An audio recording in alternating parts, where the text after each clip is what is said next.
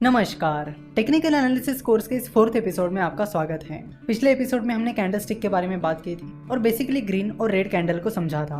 आज हम वहां से आगे बढ़ेंगे। तो किसी भी कैंडल की जो बॉडी होती है वो बहुत इंपॉर्टेंट होती है।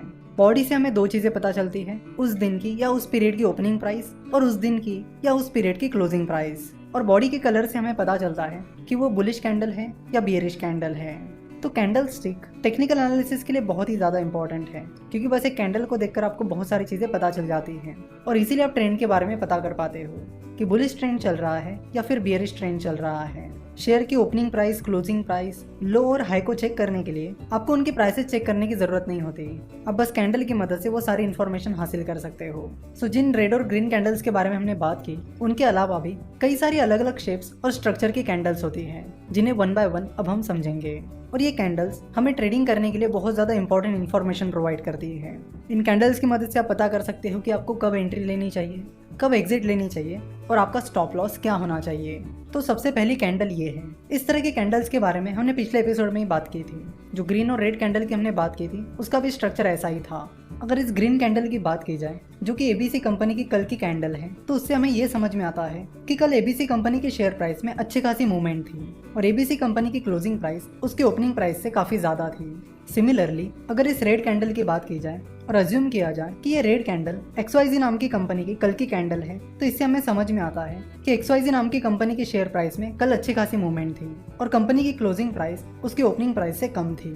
नाउ अब इन कैंडल्स की बात करते हैं। तो अगर आप देखोगे तो इन कैंडल में और पिछले वाली कैंडल्स में डिफरेंस ये था कि पिछली वाली कैंडल्स की जो शैडोज थी वो काफी लंबी थी और इन कैंडल्स की जो शैडो है वो उतनी लंबी नहीं है। तो अगर किसी कैंडल की शैडो कम है तो उससे हमें क्या पता चलता है? तो उससे हमें पता चलता है कि अगर वो ग्रीन कैंडल है तो उसके क्लोजिंग प्राइस उसके हाई प्राइस के काफी नजदीक थी और साथ ही उसकी ओपनिंग प्राइस उसके लो प्राइस से काफी नजदीक थी।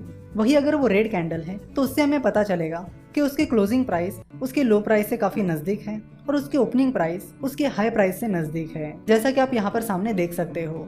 अगली जो कैंडल्स हैं वो कुछ इस तरह की हैं। तो आप देख सकते हो कि इन कैंडल्स को तो सिर्फ बॉडी है, उनकी शैडोज गायब हैं, यानी उन्हें शैडोज ही नहीं है। तो अगर किसी कैंडल को शैडोज ही नहीं है तो उसका क्या मतलब होता है? तो उसका मतलब होता है कि अगर वो ग्रीन कैंडल है तो उसकी क्लोजिंग प्राइस उसके हाई प्राइस के बराबर है, वही उसकी ओपनिंग प्राइस उसके लो प्राइस के बराबर है। वही अगर वो रेड कैंडल है यानी बियरिश कैंडल है तो उसकी क्लोजिंग प्राइस उसके लो प्राइस के बराबर है, वही उसकी ओपनिंग प्राइस उसके हाई प्राइस के बराबर है। अब अगले कैंडल्स के बारे में बात करते हैं। अगली कैंडल्स कुछ इस तरह दिख रही है, जिसमें उनकी बॉडी काफी छोटी है, वही उनके शैडोज काफी ज्यादा लंबी है।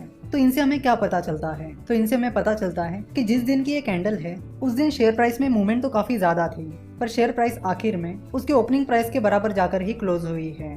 अगर वो ग्रीन कैंडल है तो उसकी क्लोजिंग प्राइस उसकी ओपनिंग प्राइस से थोड़ी सी ही ज्यादा ऊपर है, वही अगर वो रेड कैंडल है तो उसकी क्लोजिंग प्राइस उसकी ओपनिंग प्राइस से थोड़ी सी ही ज्यादा कम है। तो इन कैंडल से हमें पता चलता है कि उस दिन शेयर प्राइस में मूवमेंट बहुत ज्यादा हुई थी। जैसे कि आप देख सकते हो कि उसके लो प्राइस में और हाई प्राइस में काफी ज्यादा डिफरेंस था, पर वो शेयर प्राइस उसके हाई प्राइस पर या लो प्राइस पर मेंटेन नहीं रह पाई और आखिर में वो शेयर प्राइस उसके ओपनिंग प्राइस के पास जाकर ही क्लोज हुई।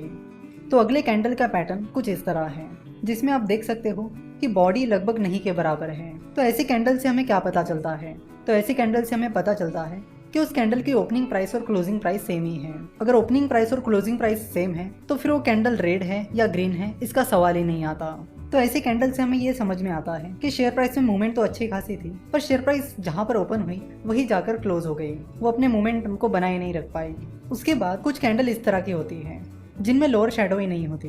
तो ऐसी कैंडल्स हमें बताती है कि अगर वो ग्रीन कैंडल है तो उसकी ओपन प्राइस और लो प्राइस सेम है, पर उसकी क्लोजिंग प्राइस और उसकी हाई प्राइस सेम नहीं है, उसकी क्लोजिंग प्राइस और हाई प्राइस डिफरेंट है। सिमिलरली अगर वो रेड कैंडल है तो उसका मतलब होगा कि उसकी क्लोजिंग प्राइस और लो प्राइस सेम है, वही उसकी ओपनिंग प्राइस और हाई प्राइस डिफरेंट है। देन अगला पैटर्न कुछ इस तरह दिखता है, जिसमें अपर शैडो ही नहीं होती। सो ऐसे कैंडल से हमें ये पता चलता है कि अगर वो ग्रीन कैंडल है तो उसकी क्लोजिंग प्राइस और हाई प्राइस सेम है, वही उसकी ओपनिंग प्राइस और लो प्राइस डिफरेंट है। वही अगर वो रेड कैंडल है तो उससे हमें पता चलेगा कि उसकी ओपनिंग प्राइस और हाई प्राइस सेम है, वही उसकी क्लोजिंग प्राइस और लो प्राइस डिफरेंट है। तो ये जो अलग अलग तरह की कैंडल्स होती है वो हमें अलग अलग इंडिकेशंस देती है। इन सब कैंडल्स का नाम भी अलग अलग होता है और उनके मीनिंग भी अलग अलग होते हैं। तो आज के इस एपिसोड में हमने लगभग उन सारी अलग अलग कैंडल्स के बारे में जान लिया है। अगले लेक्चर में हम कुछ और कैंडल्स के बारे में बात करेंगे। साथ ही हम कैंडल स्टिक के जो अलग अलग पैटर्न्स हैं उनके बारे में बात करेंगे, उनसे हमें क्या इंडिकेशन मिलते हैं उनके बारे में बात करेंगे, और ट्रेडिंग में उनका कैसे इस्तेमाल किया जाता है इसके बारे में भी बात करेंगे। तो अगर आपके यहाँ तक के सारे बेसिक्स क्लियर हो गए हैं तो यहाँ से आगे आपको पैटर्न्स और इंडिकेटर समझने में बड़ी आसानी होगी। साथ ही उन पैटर्न्स और इंडिकेटर्स को यूज करने में भी काफी ज्यादा आसानी होगी। आशा करता हूँ कि आपको आज के इस वीडियो में जो भी बताया गया वो समझ में आया होगा।